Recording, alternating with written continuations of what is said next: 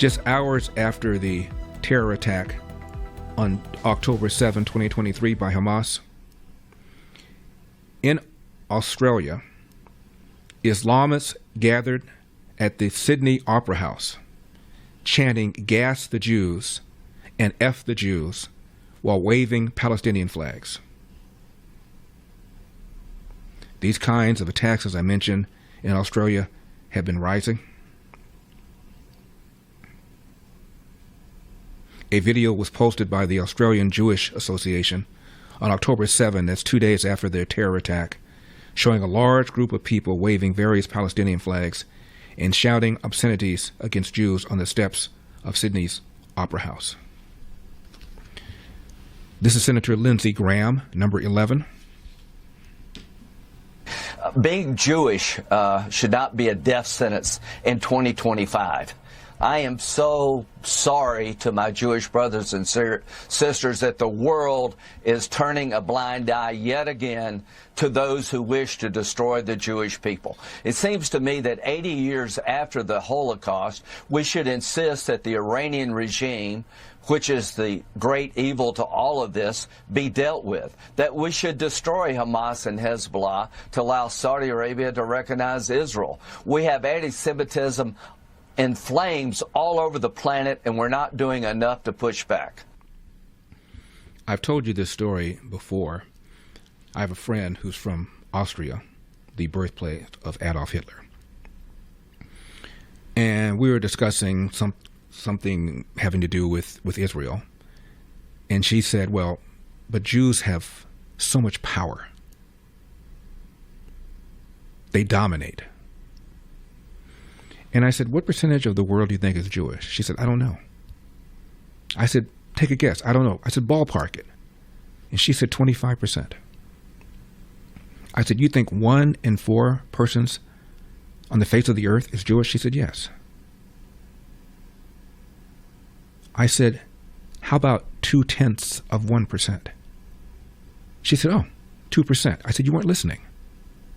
I said 0.2%. At the time, 14 million Jews, 7 billion people, 0.2%. And she thought 25% of the world is Jewish.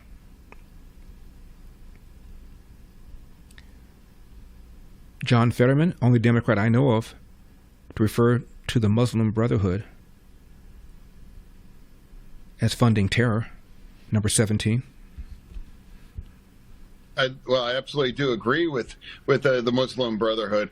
I'm the only Democrat as a co-sponsor of that with my colleague from Texas, Ted Cruz, right, to identify exactly what it is, and then attack these kinds of organizations that help fund this kinds of terror across the globe, and that call it what it is and reject this kinds of radical Islam.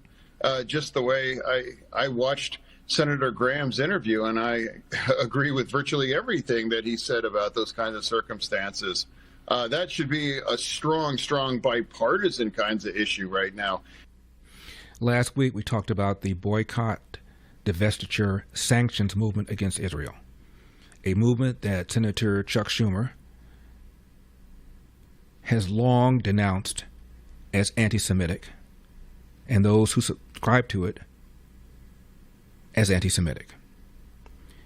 On the platform of the Democrat Socialists of America, to which Zohran Mamdani belongs, they support BDS. Now, Schumer did not officially endorse Zohran Mamdani, but said nice things about him, said we've met.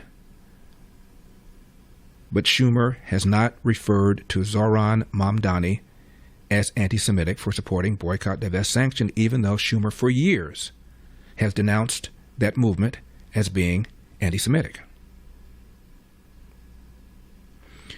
Here's Fetterman, number 18. What I can do is I can control my voice and my vote, and that's been unapologetically pro-Israel. And now when you see horrible things like what happened in Australia yesterday, and now tonight, I'm going to be the honored guest for the 3 years in a row for Hanukkah celebration here in the Pittsburgh area. So I'm always proud to stand with Israel and the Jewish community. They constantly, increasingly now have targets in their backs just for being guilty of just being Jews. And I can't imagine what that must feel like. And I also can't imagine why so many parts of people in my party continue to back away or to kind of deflect and having a unified view on where we at now, whether it's like in Gaza or condemning these kinds of horrific acts of terrorism. And now the majority of young Democrats support the Palestinians over Israel. Majority. Australia has very, very stringent gun control. So it's going to be awfully difficult to say that greater gun control would have prevented the massacre that took place this weekend right outside Sydney. For full shows, live and on demand, it's Salem News Channel.